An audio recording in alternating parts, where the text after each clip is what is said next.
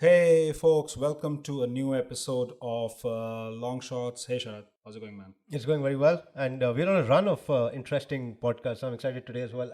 Which I always am, right? This is episode number 96, my Oh wow, friend. yeah, And so it's been a long haul yeah, of, we had a long stretch where it was just both of us. yeah, Thank God that ended. yeah, And no, it's been a role of, founders, entrepreneurs, a lot of people from the market side recently. yeah, We had Harsh Talani, we had Vivek, where we spoke about value investing, followed by factor investing. So a lot of actionable market intel yeah. being thrown one way or the other. Long line of fintech guys as well. And speaking of fintech, we have with us Mr. Jitin Bhasin. Hi, Jitin, how are you? I'm good, Nikhil. Hi. Hi, Sharat. Hi, no, thanks for taking the time out, and good to have you. No, it's an absolute pleasure. And Jitin is the founder and CEO of SaveIN, a neo banking platform. But before we kind of talk more about SaveIN, Jitin has got a long history of operating closely in fintech. He was, I think, he spent a fair number of years at Bank Bazaar. He was most recently an MD at Rupee Reddy, and so he's been around the block. He understands the interface between finance, between technology, how to look at lending, payments in a more 2020 type of scenario. So it's an absolute pleasure to have him with us. So Jitin, I obviously like to start from the start with you, in the sense that SaveIN right now is operating, I would say, in stealth mode, in hibernation mode. You guys are must be quite busy with your product development plans, and would obviously like to hear a bit more about SaveIN. But before that, just for the benefit of our listeners, we just threw very smartly the word neobanks in the beginning of the podcast. But I'm sure a lot of the guys are like, "What the hell are these people talking about?" So, from the horse's mouth, what exactly are neobanks? Why are they recently gaining so much traction around? There's a lot of narrative around the neo banking setup. Recently. We heard a large banking institution get wrapped on the knuckles by RBI because there were digital outages. So that, I think, all enhanced the neo banking narrative even more. So probably a bit of an explainer to start with, in terms of what these platforms are, what they are supposed to do, what gap are they filling, and then we'll go a bit more into SaveIN. How does that sound? Sure. Thanks, Nikhil. So I think, yes, I think it's very important to understand that some of these terminologies, right? So the way I look at it, fintech has been evolving in this country over the last 8 to 10 years specifically, right? And payments has always been ahead of the curve. If you see the growth and the maturity curve of payments in this country, perhaps it's second to none, right? And when we talk about neobanks, I think, leaving aside the nomenclature, right, I believe that there are various ways and means in which you can define a new bank. So to me, I think let's understand what a bank is, right? A bank is an interface, let's say, from a retail customer perspective, and I'm not going on the corporate side. Of course, there is a corporate side as well. But from a retail consumer perspective, a bank is a place where you can park your deposits, which becomes liabilities for institutions, and they obviously help you out with some funding, which become their assets. And lending costs them money, and assets make the money, and hence they make money on the differential. It's actually a very simple business if you were to look at it simply. And amongst the retail banking products, you have lending, you have credit cards, you have debit cards, you have payments, you have, let's say, some deposit products like fixed deposits, recurring deposits, right? This is banking, right? But when people talk about neo banking being new, I actually do not agree, because neo banking may just be a different term. If you see, there are more than 400 fintech lending institutions in the country. So what they're doing is they're solving one problem, let's say, which is lending, and they're solving it digitally. So some of them may be doing it on their own license, just like I was perhaps in my previous experience. I was running a NBFC and a fintech company, two separate entities. So we could, let's say, just allow our NBFC to build an asset. But we could have worked with another lending company, and that should have been called a neo banking, in brackets, lending institution, right? Because we were covering one part of banking, which, let's say, is lending, right?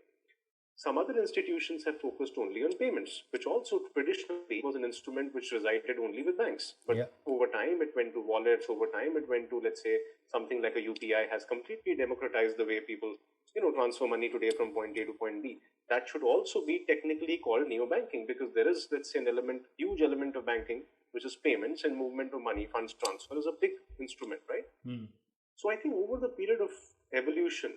Today, entities which are perhaps being called neobanks or let's say digital banks or challenger banks, the way you want to call them, right?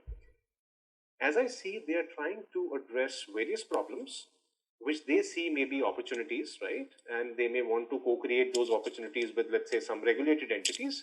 And they want to cover liabilities, they want to cover assets. Some of them want to focus only on, let's say, lending side. Some of them want to focus on asset side, liabilities side, right? And some of them want to focus on investment side. Right. So as I see, new banking may be a new term, but I think in India it's been prevalent for quite a while. In general, India does not have a licensing regime, as you may know, for neobanks to operate in isolation. But these neobanking entities work with a mainstream regulated entity or more than one, and they provide mainstream banking services and financial services in partnership with such institutions. So I think it's fairly disruptive, and it will allow a huge amount of, let's say, penetration at a customer level, and that's what neobanks are currently aspiring to do. While obviously, there is a broader undertone behind the terminology of neobanks, but like a more, I would say, accessible impression of that term is that this is some sort of a digital first type of a proposition, right?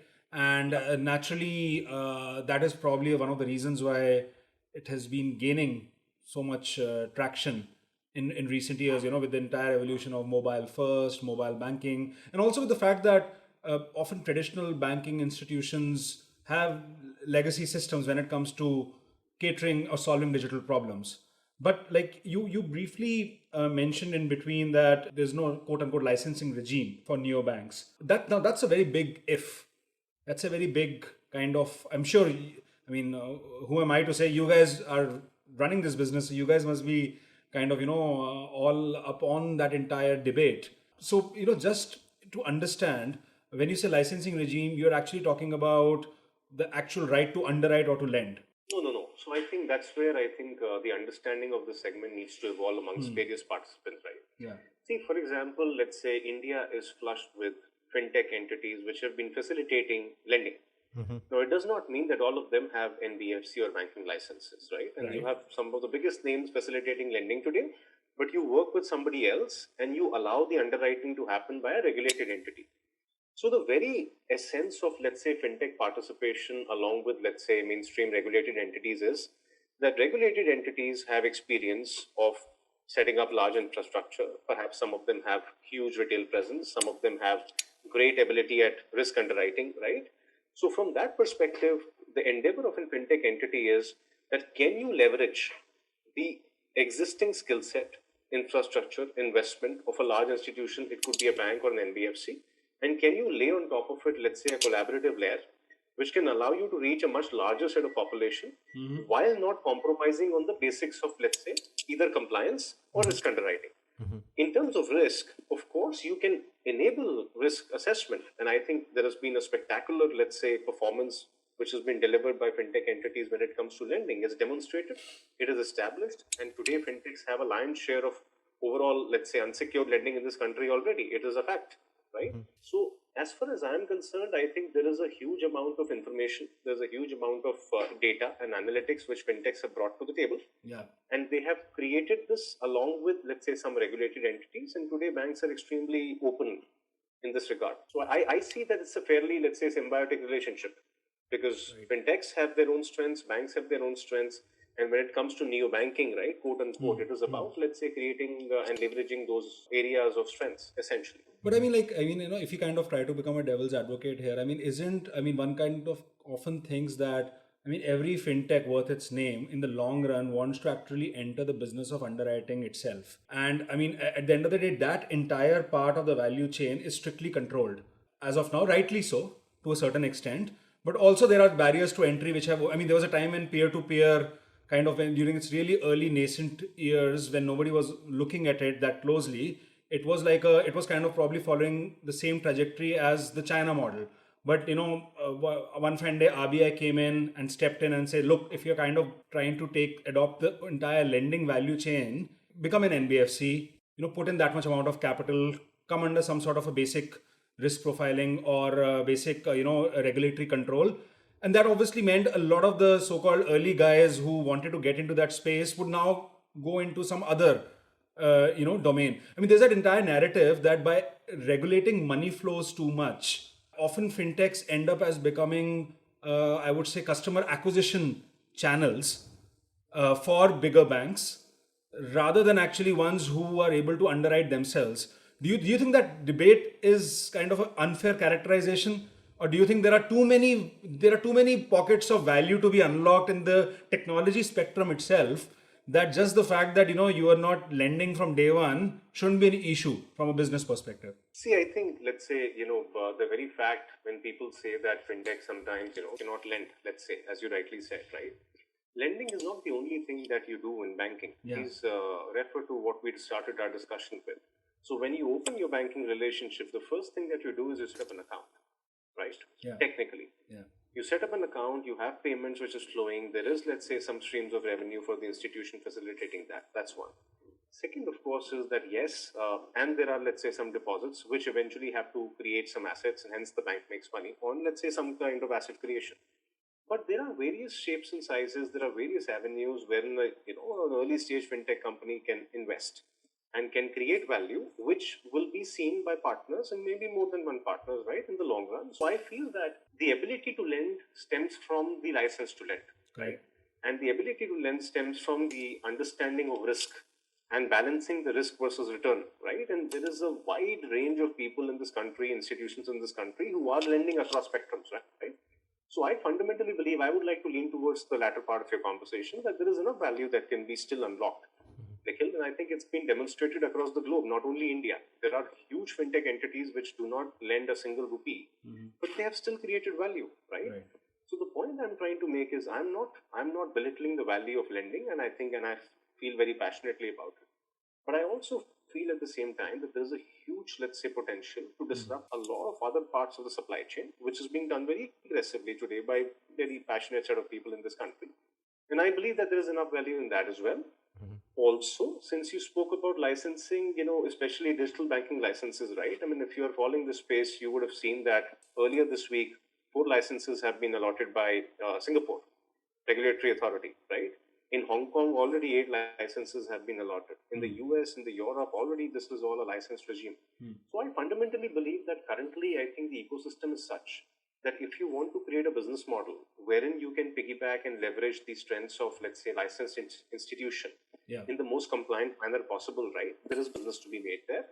Over time, how the regulation will evolve, how the participants will need to, let's say, respond to that situation. I think personally, I feel that regulation in this country is quite enabling. And the regulator always has taken a forward-looking stance. As I said, right, our infrastructure on fintech is second to none. Yeah. So from my perspective, from my vantage point, I feel that this is an area which, regulation is welcome, right, as and when it comes. But I think that there is enough value that the entities can yet create by participating with regulated entities while, let's say, taking care of compliances which are mandatory. And with in that backdrop, sort of, how do you, what is the business model with SaveIN? How do you expect it to, grow over the near to medium term? What is the, we talked about the several value additive layers that can be created. What is, is there a target value additive layer that you're focusing on, or is it something that, you expect and hope to figure out on the way as the product grows, as you gain traction, as customers start interfacing with you and you get more and more data points and sort of you come up with new problem statements? Or do you have a vision in your mind right now? No, I think, Sharath, any startup, right, always tries to solve problems. In general, you see an opportunity, you see a problem, you see a pain point, and you potentially want to address it. But sometimes you start with X, and that X does not remain static during the course of our evolution, right? So I think we at SaveIN are clear about both. We have a vision, and we have clarity of thought in terms of the problem that we see, and therefore the solution that we're building. So the solution that we're building is the following. SaveIN, as the name suggests, right, is a platform which is very passionate and dedicated to making people save incrementally on every rupee, each amount of, let's say, unit rupee that they have, right, in their pocket. So we are building a retail consumer-focused platform which will allow a customer to open, let's say, a savings account, right, with us. And when I say with us, we will work with a partner banking institution in that regard. So you can open an account completely digitally. As Nikhil mentioned, that neobanks have to be paperless, presence-less, digital, right? By definition, so are we. So we expect you to be onboarded on a savings account proposition within, let's say under 5 minutes, right? Right. And you will get, let's say, a virtual debit card, or you will get, let's say, a credit card product, which we also want to create, let's say, very well-defined contours on approval rates of credit cards. So we are very passionate about the fact that while in India there are about 800 million plus debit cards in circulation, but the number of credit cards in this country is still about 50 million, right? So, and that also is with less than 30 million people. So the penetration of credit, therefore, in this country remains low. And I'm talking about credit which is available as a line, right? Which is a credit card. So we at SaveIN want to create a savings account focused product and allow the customer to experience the best of the savings account, first of all, because we see that there are tremendous opportunities that one can still, let's say, leverage on the basic savings account chassis, right? Along with the debit and credit facilities coming in the form of a credit card with, let's say, quasi-guarantee. Now, how do we do that quasi-guarantee is actually stemming from some of the other products that we are going to bring in the table. And of course, we'll offer basic banking products like payments, etc., which are normal because, that's something which we believe that we are more passionate about currently disrupting some of the other lines, right? So basic banking products on offer. But when I talk about, let's say, predictability of credit, we are launching two very disruptive products. First of them being a financial health score. So I personally feel that today, let's say, when we are speaking, all of us have some sort of a credit footprint. And I think today the bulk of India realizes the value of a credit score. But a credit score is an amalgamation of information which sometimes is, comes with a lag. Yeah. Potentially it could be a lag of 4 to 5 months as well, right? Because it is based on historical factors and not necessarily real-time factors, right? And let's say if you dial back 9 months, the period of COVID has brought this to attention quite significantly because let's say if I lost a job, my credit score would not know that my income has gone down drastically, right? For example, I'm just giving one example, right? Let's say it's a very acute example, but it is nevertheless an example. So we are creating a financial health score, which will do two things. A, it will put you in charge of your own financial health, and hence your credit score will potentially become a subset. Of course, we will take inputs from the credit score. So it's not that the two scores will be, let's say, diametrically opposite to each other. Ideally, they should talk to each other well because credit score is a let's say, established mechanism in the country and quite a large footprint India has. Plus, add on top of it some of the other alternate lines, including social, including, let's say, some behavioral traits, including some of the investment traits. Let's say if you've made an insurance, you have an insurance for yourself, potentially your financial health score should look, northeasterly, let's say, on a let's say, map, right? So some of these things we will overlay and create a real-time mechanism for people to be in charge of their overall financial health and therefore never be checkmated by an adverse situation which may be presented if they go for, let's say, obtaining credit, which happens very liberally because the credit approval rates in the country continue to be quite low. So this is one product. And another product that we are launching is a very disruptive social finance product, which we want to invoke a lot of, let's say, social finance transactions amongst people, and we believe that it's a product which can significantly create a lot of disruption in the way people transact today about their finance transactions. It's a product that we filed a patent for, and we've established novelty as well, right? Global novelty actually, and we are working on these products. We want to, just to sum up, we want a customer to be onboarded into a retail banking environment and provide all the basic assets that you need to invoke your banking relationship, plus lay on top of it some very disruptive ideas. And I think our target group is, let's say, somebody who's potentially, let's say, under 35 in general. We could cater to people between 35 to 45 also, because the basic services are also in order. Right. But some of the disruptive products that we are bringing, I think, will have a big appeal to the millennial population, as I see. And we are also cognizant of people who may not have entered banking, right, which is, let's say, your Gen Z equivalent. So they may be at the cusp of entering banking. And we would like us to position, position ourselves very, let's say, ably, so that we can educate them, we can make them save efficiently, right? We can provide them some insights, and we can provide them some disruptive ideas and products, and of course, a great UI UX, right? So a lot of people tell me that UI UX in isolation, let's say, may not be a disruptor because a lot of neobanks or fintech, right? They focus a lot on UI UX. I believe UI UX is important. Yeah. But disruptive products are actually, very critical, and that's what we are focused on.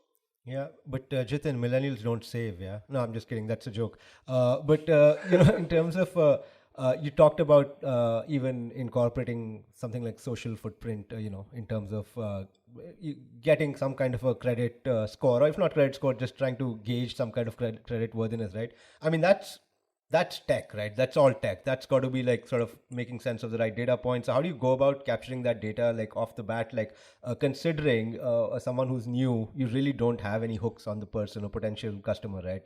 I'm assuming he or she's coming as a fresher in terms of what you have on them. So how do you sort of go about? I can see that in 10 years you have so many data points that you can probably predict next purchase also, and that's probably where the value is. But how do you go about in the Correct. first? How do you go about in the first innings, right? How do you sort of get that going?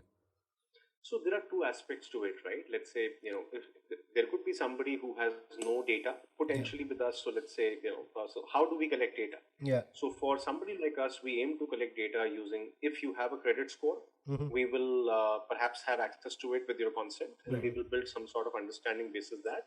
But incrementally, as you work with us and you allow us to, let's say, get access to some of the data that you're using, we will build it overnight. So it's not something which we can perhaps tell you on day one. Yeah. Because we do not intend to give a lick and paste estimate of, let's say, what we feel is right. But we will profile you. We will be able to profile. We'll be able to get access to some data. That data may or may not be enough on day one. But what we will do, that we will create cohorts of this information and put you, let's say, in a specific profile group, which will indicate to us over a period of time, and then we will evaluate your transactional behavior. We will evaluate your social behavior, social fabric. We may evaluate, let's say, your contact fabric, right? Basics. And then we may give you some indicators which over time will get refined. Yeah. So therefore, our promise is not that, look, this is what you are and you should do it. It is more of, let's say, a guidance, and the classical debate of need-based, financial products, consumption of financial products, right? I think we are trying to solve that problem also, because what happens is that a lot of people will come and advise you, why don't you do this? Why don't you take this product, right? But they don't necessarily know you enough. So from our perspective, we want to create a very non-intrusive interface, which can know enough about you, and keep giving you guidance and keep incrementally improving. And for somebody who has, let's say, data, or somebody where we have data, it becomes a very scientifically strong mechanism to indicate where you are in life, how you are doing, right? If your debt to income is extremely high, if you don't have any insurance, if you have zero liquidity, right? Liquid funds, if you have all your money, let's say, in stocks, right? Stuff like that. Yeah. So some of these things will become very powerful indicators for us to profile you, to educate you, right? With the best of intention, and perhaps nudge you to make more efficient financial decisions if we can. And when we do that, we would like to provide you with a very seamless digital interface for you to consummate those journeys, right? So I think that's who we are. That's who we want to be. We want to understand the customer. In a way, like there's an entire advisory piece also, right?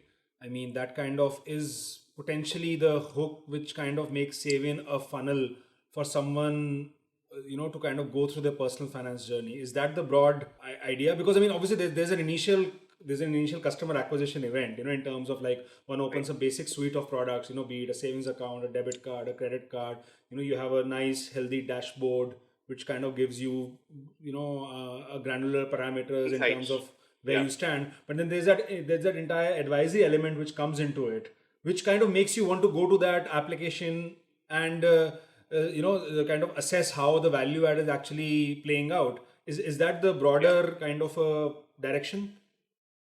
Yeah, so I think you're right, Nikhil. So I think when Sharath mentioned that, let's say, what is the problem that we're trying to solve? So when we wanted to start this business, right, the fundamental question that we asked ourselves is that why should we do this all? India has enough savings accounts. Everybody has a savings account, right? I mean, there are 80 crore debit cards out there. So, there's no point of issuing another one if you already have one. Right. So why do this at all, right? So I think we asked ourselves this question really, really hard. And our read of the situation is the following, that of course India is not an underbanked country by any stretch of imagination, right? I think we are close to 95% plus banking penetration per household in this country already, right? I already discussed about the debit card penetration is quite significant, 800 million, 80 crore plus, right? So the reason we feel that somebody needs to perhaps be exposed to such a platform and why this platform should exist is about making sure that the smallest of financial decisions that you make play on your side, play to your strengths, right? And I think that happens when you make all things very transparent, very intuitive, very seamless, and bring it to your notice, which sometimes goes unnoticed. I mean, if you see all the banking network in this country, every bank has an app, right? Yeah. You name it, right? Some banks may have more than one app also, right? Sure. They may And have some a of them UPI don't app, work they as may have well. a But passbook app. Sorry? no, I'm just saying some of them don't work also, but that's fine then. Some of them, maybe, right? Maybe. Yeah. But the thing is that from a customer perspective, the customer who's living in a Netflix generation, in a Swiggy generation, in an Amazon generation, right? If you see banking, right? If you had asked me in 1996, 98, 2000, I was happy with my Nokia phone, right? It was a phone, it worked. I was happy with that phone, right? But today, when I got exposed, and BlackBerry was, let's say, the gold standard. But when we all got exposed to smartphones, we understood that a phone can do much more. Yeah. Similarly, today on your bank account, you would feel that, look, I can see my passbook, I can make my payments, my bank fetches me interest, I can book an FD. Why should I go to another platform? Right. But we do all the same things. The phone used to make a call, it does the same today. You could read SMSs, it does the same today. There was some connectivity, some social fabric. Maybe today there's a WhatsApp, etc. There's more computing power today that phones have. Exactly this, right? So this is the very essence of our existence. We are trying to not create a market which never existed. Right. Yeah. The demand is there, right? The need is there. We are just trying to bring it in a very different avatar. Plus, lay on top of it other products. So as Nikhil mentioned, yes, there is a quasi-advisory. I wouldn't call it advisory, Nikhil, because advisory sometimes seems onerous, right? As I said, I use the word non-intrusive.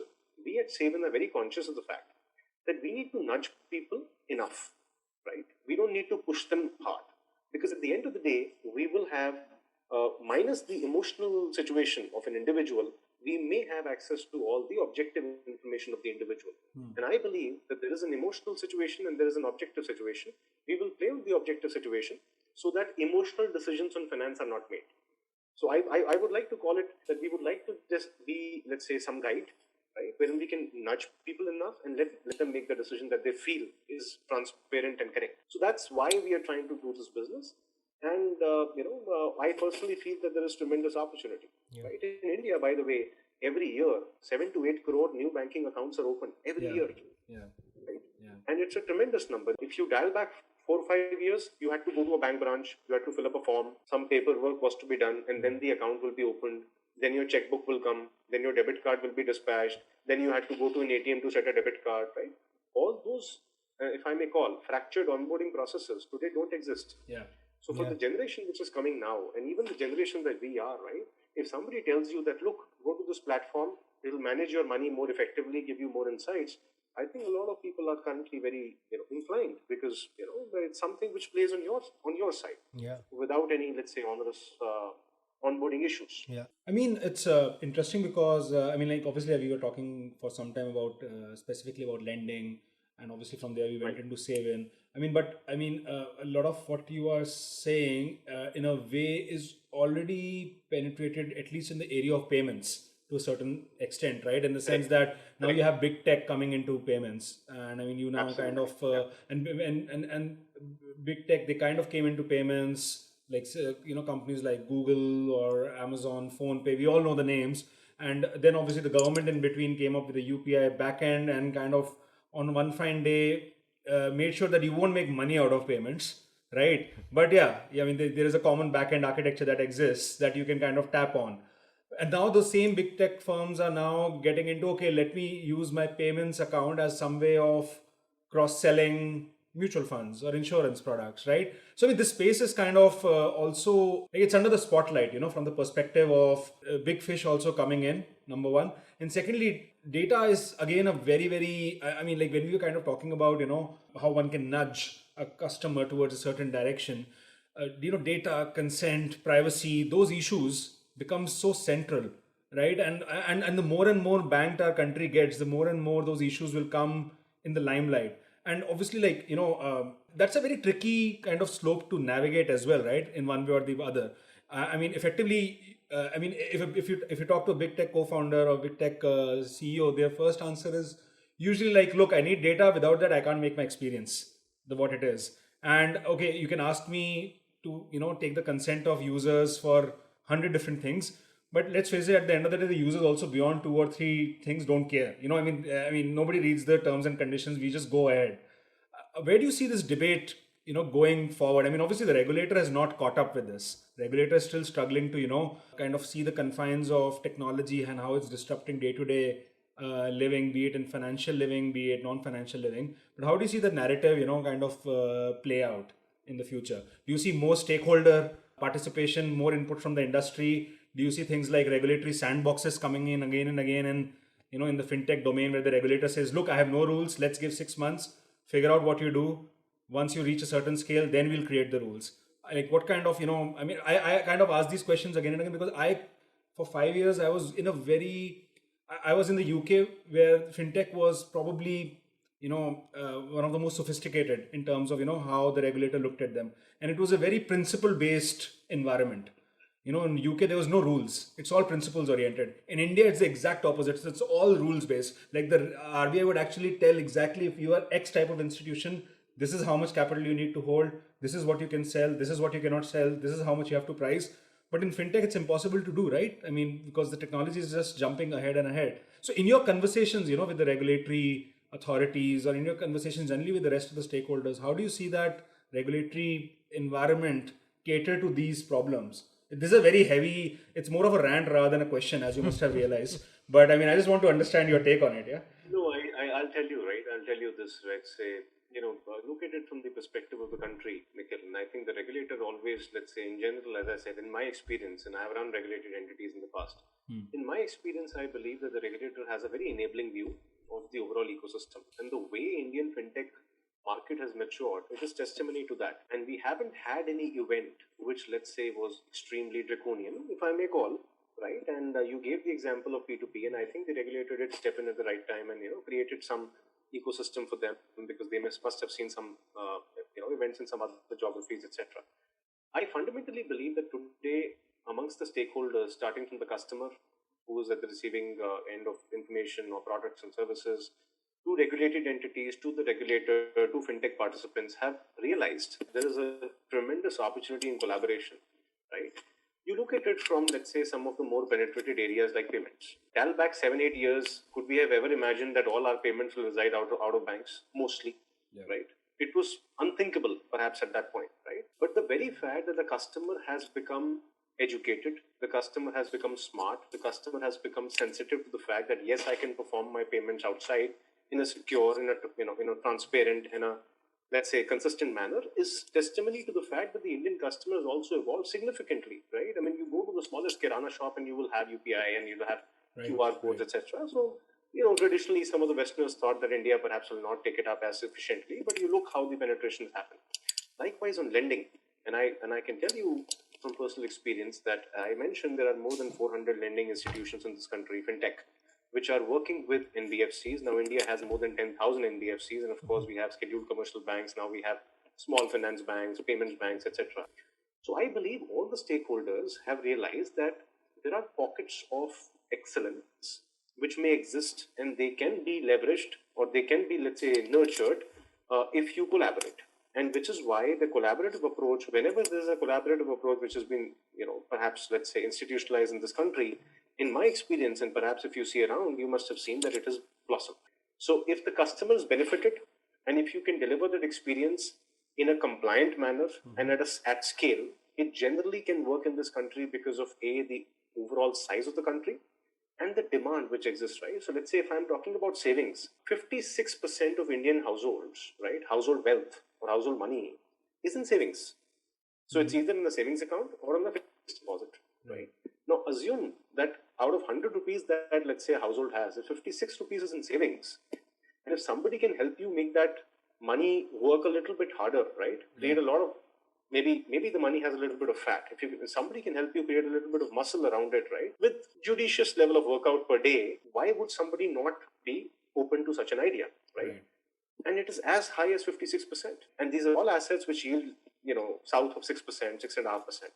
So in a country which has an inflation which is similar to that level, and if more than half of household wealth is residing only there, then there is business to be made if you can play on the side of the customer. So I'm just trying to tell you that I believe that the overall ecosystem and the regulator is conscious of the fact that if something improves the financial health of this country, because if you make more money, you'll be able to spend more. It's consumerism. It's basics of economics, right? You guys are as we spoke. So I think it's something which the regulator looks at very positively. And when I talk about banks in our conversations with banks, I think the banks have realized that there is a lot of synergies which can be, let's say, exploited. Right. It has now been proven in insurtech. It has been proven in let's say lending very comprehensively. It has been proven in payments quite comprehensively. And I think liabilities and maybe some wealth management investments is the next frontier, right? Which is where we are trying to come in. So we are trying to come in to make people more sensitive to their overall financial health, make them consume products which they really need in ticket sizes that they really need. So no, let's say mis-selling, right? So just consume what you need, consume what you can afford, right? And I think there's a lot of positives, at least that I'm hearing from where we are. It sounds very interesting and fascinating. I just want to sort of give an analogy, and you can probably tell me, both of you rather, can tell me where the thinking is off. Like, I used to look at Netflix very early on, how the company evolved, right? And they built their business by taking other people's content, right? I mean, Disney and Amazon, Warner Brothers or whoever it is. And then they quickly realized that, we will have to get into it ourselves. We will have to get into original programming one day. It's a matter of time that these guys start pulling their content off, saying, you know what, you've made a platform based on our content. Enough is enough. We're pulling it back. We're going to set up our own shops as SWOT operators, and you figure it out yourself. In this case, right? I mean, do you foresee when you rely on partner banks for actual underwriting? Is there a risk? I mean, for these partner banks to one fine day say, you know what, guys, like you're playing on service, you're playing on quality, and you're playing a high quality advice. I can do that myself. It's for me. Like I have the infrastructure, I have the brick and mortar to support it, and you know what? I have the touch points with these guys. I'll do it myself. I don't really need you guys anymore. Is that a real risk, or where is the analogy wrong? And you can probably throw some light on that. No, I think it depends. So the very fact, as I mentioned earlier, Sharad, that you have to ask yourself really hard as to what kind of value are you adding as an organization, right? If you are convinced that the value that you are offering has, let's say, material and tangible value for the counterparty, only then it can be a long-term relationship, right? I mean, if you look at any relationship. So as an organization, what kind of differentiation do you build? What kind of processes do you build? Can they be, let's say, created by somebody else overnight, right, etc.? Right? So you have to ask yourself really hard that do you really do something which adds significant, tangible, consistent, sustainable value? Sure. Or do you do something that somebody is doing with you only perhaps, let's say, to perhaps save some time, save some cost, just test the market out, do a little pilot and then see, okay, this works, this doesn't work. So I think from my perspective, I have seen that serious participants in this business look at it from a long-term perspective. Good, yeah. Banks, financial institutions at large do realize that people who are in fintech in general, perhaps some of them are same people who were doing banking 10 years back. Right? So they do realize that these people also understand the industry dynamics and they understand what value do they bring to the table. So efficient organizations create very, let's say, deep entrenched partnerships, which can work very, very, very well. And if you see a lot of banks, a lot of financial institutions have actually tried to partner. So much so, they've also tried to partner on an equity basis, right? I mean, some of them have invested in some entities. So I believe, Sharad, that it is all about the value that you can create. So if you are weak, of course, there will be exploitation. If you're strong and convinced that the value that you bring to the table, right, is something which is not fly-by-night in nature, then I think there's business to be had. No. Having said that, I believe that as a young organization, right, as an ambitious organization, right, any startup or any organization in the fintech space, if, let's say, is wary of regulation or is wary of, let's say, talking to a regulated entity, then I think there is the need to look, inwards a little hard. Because fundamentally, I believe that the business that we are making, or let's say anybody in that capacity, one should be clear about compliance, one should be clear about sustainability, one should be clear about dialogues with regulated entities. And I think if that's clear and if your value is also clear, then there is business to be had. Nobody turns away from a lucrative partnership, right? I mean, in general. No, I agree. That's what I say. Yeah, no, I agree. I mean, I totally am on board with that. That the fact that you're sort of even the partner institutions see it as a long-term engagement in terms of driving value together and picking up pieces. I think that makes a lot of sense. And now I'm excited about the product as well. Are there any companies in the global world that you sort of look up to? I mean, I don't want to use the word comps or peers, but any aspirational companies and operating similarly that you sort of like a lot and look up to? I think there is a variety of institutions out there. So neobanks or digital banks outside of India are much more evolved. I think Nikhil mentioned he was in the UK. The UK has a bunch of such entities, right? Yeah. So I think there are some marquee names all of us may know. There is, let's say, Revolut, Starling, Chime, Varo, US entities also, right? New Bank in Brazil, they've built a phenomenal business. So there are a lot of examples in when we look, let's say, towards the west, towards the east. Also, I can see a lot of businesses are becoming quite aggressive. New licenses have been issued. The adoption has been phenomenal, right? Even countries like Indonesia, Vietnam, Singapore, Hong Kong, Australia. All of these countries had banks. All of these countries had people who were with a mobile device. All of these countrymen, let's say in those countries, citizens already had bank accounts, right? I mean, this was the same problem. Let's say classical. Yeah. So the thing is that we look up to some of these institutions definitely to learn from their experiences, to learn from their product development, let's say cycles, to learn from their revenue and cost components, to learn from in case there is any, let's say, mistake which we can learn from, right? If there is any success metric that we can try to be inspired by. So I think personally, as a young organization, we are very, let's say, open to learning, but I think we also have a fierce thought process of our own. And at the same time, we are also open to understanding what some of the larger entities have done, right? Yeah. Both outside and within the country as well. I think today there are some fantastic examples within the country as well. So personally, I'm very open to these, situations. I mean, one big challenge which is there when it comes to technology first plays is that it quickly has a risk of getting commoditized, right? Hear me out. I mean, in the sense that Sure. I mean, what I'm trying to say is that if you look at, for instance, in case of let's look at share trading, right? In share trading, I mean, there are a lot of now applications out there which kind of help you in execution, right? They all have very cutting edge, state of the art UI, and effectively there's a time after which, unless like coming to your same point earlier, unless there's a constant value add that's being added, the switching cost is very low for a customer, right? Absolutely. And absolutely. one big piece of value add, which I think most of you guys must be looking at in one way or the other, is deep learning, artificial intelligence. How can that actually unlock different sorts of use cases for the and for you guys, it will probably be a constant journey to figure out more and more of them, right? In order to make sure that there is a clear differentiation that exists. So, like from speaking from the perspective of big data and AI, any use cases that you have already started seeing either through SaveIN or through other products that you like out there in the market, which you can kind of throw your light on? You touched upon a very, let's say, important topic, Nikhil, that let's say exit barrier for a customer, right? So if there is a Me Too product and if something does get commoditized, as you said, right, and it absolutely can happen, right? So the thing is that it is about consistent and incremental value creation for a customer.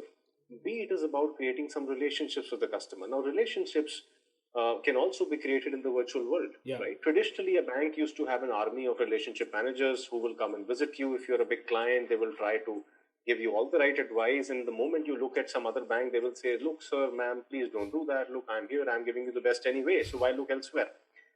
I believe that the relationships that digital entities like us and digital platforms like us can create with customers can only be forged using some artificial intelligence and some data and intelligence, right? And insights that we bring to the customer, which should be hyper personalized. So we are basically in favor of creating hyper personalized insights and making the customer really feel that A, we understand them well, B, we are actually advocating on their side and playing on their side, and C, we are advising them adequately. And the word adequate is very important because neither do we want to be, let's say, we don't want to err on either side of it, right? Sure. So we want to advise them adequately and consistently, right? In a fair and transparent manner. I believe that the moment you do this, the so-called exit barrier, let's say, right? Or the barrier to switch. Yeah. I mean, you switch when there is a superior product out there. Of and course, if there is a superior product out there, then you have to, let's say, take your hat off and say, good job done, let's say, essentially. So the challenge is, can you stay ahead of the curve? Can you push yourself hard? Can you create experiences and products which do satisfy customers across economic cycles? You want to sell a product A, the customer is not caring about it. You keep selling it, you'll be dead. So the thing is that we are very, very clear that so long as we stay ahead of the curve or abreast of the curve, right, and we create opportunities, products and services for the customer, automatically we create value. Now coming to your second part, right, wherein you said that how do we see usage of artificial intelligence, use cases thereof. See, I personally see that there is a lot of effort and cost and infrastructure which large institutions have had to deploy towards servicing customers. Right. See, at the end of the day, one big problem that I also see, and it's a problem that we are trying to solve, by the way, one of the problems, right, is that let's say if I have 1 million customers, can I talk to all those 1 million customers in one language, right? How do I reach out to them? Today, you may be getting an SMS wherein somebody may have pitched you a 1 lakh rupee personal loan. Right. Right? Not looking at the fact that you may be having a, let's say, I don't know, X lakh rupees in deposits, X crore rupees in deposits, right? Because it is not personalized. It is impersonalized conversation. Sometimes such campaigns are done. Sometimes such conversation is done, right? So my view is that on customer interaction and customer service, there is a big play out there in terms of data and use of artificial intelligence. All banking services and queries, right? We have studied that 20 to 25 queries form about 90 to 95% of queries that people actually check in a banking ecosystem, right? But those 20 queries could be phrased in maybe 200 ways, let's say, right? And if you become vernacular, that 200 may become 2000, let's say, right? So if you train people, if you train warm bodies, and you expect to, let's say, address all those situations, it can be very expensive, very, time-taking, right? And there's, of course, cost of attrition or risk of attrition. Right. So I believe there's a big play in usage of technology to create personalized, let's say, situations and mechanisms by which queries can be addressed. How you bring about, let's say, transparency, right? How you bring about, sometimes you have a value which is hidden and you don't even know because nobody is there to tell you that. So your own bank account, your own debit card, your own credit card, your own insurance company, your own mutual fund may be bringing something to you which they may have sent in a leaflet, but it has never caught your attention again, right? It may still be there. Somewhere that offer may be there, reward may be there. Some, let's say, So what I'm trying to say is that customer engagement, customer service, and customer complaint management, which basically is an opportunity as far as an entity is concerned, because I look at it as an opportunity either to improve your product or to perhaps give some value back to the customer. I think there is a tremendous opportunity to invoke artificial intelligence in this, maybe ML. We currently are building some chatbot products of our own. Right. We have studied a few products across the globe. There are, use cases wherein you could have robotic calling, right? WhatsApp has become very big in this country. It's becoming increasingly big in terms of creating and managing, let's say, conversations. There are text-to-speech converters. There are people who can hold a conversation. We are very passionate about humanoid, I call it, humanoid digital capabilities, right? So we want to create digital capabilities, but we do not want to be absolutely, let's say, shut to the fact that there is a value attached to a human. But at what point do you invoke that handshake becomes very important, right? Yeah.